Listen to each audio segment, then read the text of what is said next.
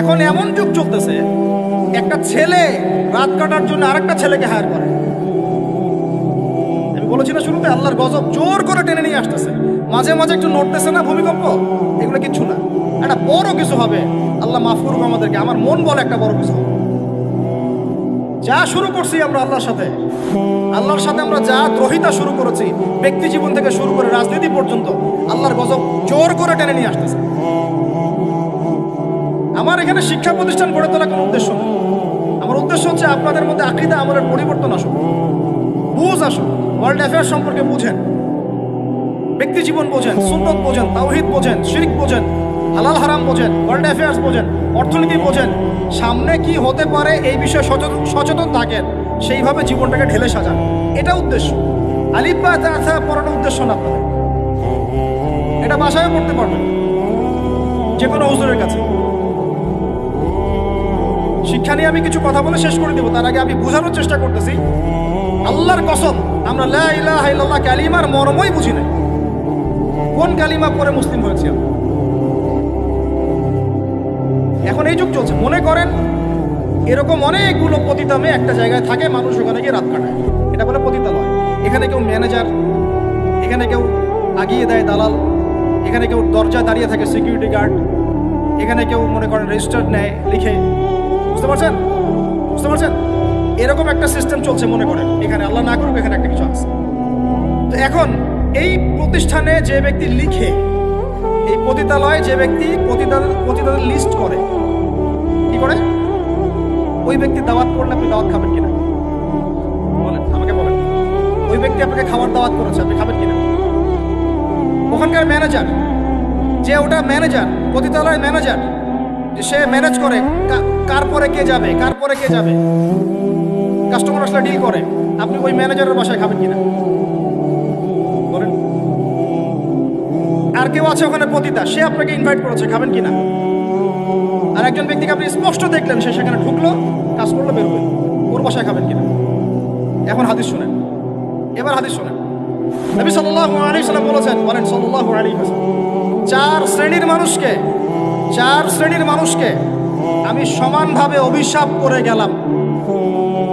আমার সাথে বলেন, কি বললাম? আরো জোরে বলেন। 4 শ্রেণীর মানুষকে আমি সমানভাবে অভিশাপ করে গেলাম। 1, যে ব্যক্তি সুদ খায়, 2, যে ব্যক্তি সুদ দেয়, 3, যে ব্যক্তি সাক্ষী থাকে, 4, যে ব্যক্তি লিখে রাখে। আর নবীজি বলেছেন, 1 দিরহাম সুদ যে খায় সে যেন 36 বার জেনা করল। এখন বলেন, আপনি সারা জীবন পড়াশোনা করে যে জবটার পিছনে ছুটছেন, আপনার জবটা এর মধ্যে পড়ে কিনা? আমি কি বুঝাতে পারলাম? এরপরেও যদি না বোঝেন, আর কিচ্ছু বলার নেই। ছোট্ট একটা হালাল ব্যবসা করেন, ছোট্ট একটা হালাল কৃষিকাজ করেন, মাথার ঘাম পায়ে ফেলে খান, একটা বই লিখেন, বই লিখে হাদিয়া নিয়ে যায় যাচ্ছে, সমস্যা নেই। অথবা আপনি মাদ্রাসায় পড়েন, মাদ্রাসায় পড়িয়ে আপনি মাসিক অনারিয়াম নিতে পারবেন, সমস্যা নাই। বা সরকারি কোনো জব করেন, সৎ থাকেন, দুর্নীতি করেন না, ঘুষ খায়েন না, যতটুকু সরকার দিচ্ছে নিয়ে নেন, ব্যাস, ঠিক আছে, কোনো সমস্যা নাই। মালের যাকাত আদায় করেন, যার যার হক তাকে তাকে দেন, ইনশাল্লাহ কোনো প্রবলেম নাই। আল্লাহর দোহাই লাগে ভাই, সুদের কাছে যায় না। আল্লাহর দোহাই লাগে ভাই, কিসের কাছে যায় না? আমার সাথে বলেন, আমরা সুদ থেকে তওবা করতেছি। হে আল্লাহ, আমরা সুদ থেকে তওবা করছি। হে আল্লাহ, আমরা শিরক থেকে তওবা করছি। হে আল্লাহ, আমরা বেদাত থেকে তওবা করছি। আমরা হারাম খাওয়া থেকে তওবা করছি, জিনা থেকে তওবা করছি, আমরা ব্যভিচার থেকে তওবা করছি, বেনামাজি থেকে তওবা করছি, যাকাত না দেওয়া থেকে তওবা করছি, সমস্ত কবিরা গুনাহ থেকে তওবা করছি। অটল থাকতে পারবেন তো ইনশাআল্লাহ? যদি ওয়াজ এক কান দিয়ে ঢুকে আর এক কানে বের করে দেন, আমার এখানে আসাও মূল্যহীন, আপনার এখানে আসাও, এই আয়োজনের কোনো মূল্য থাকবে না।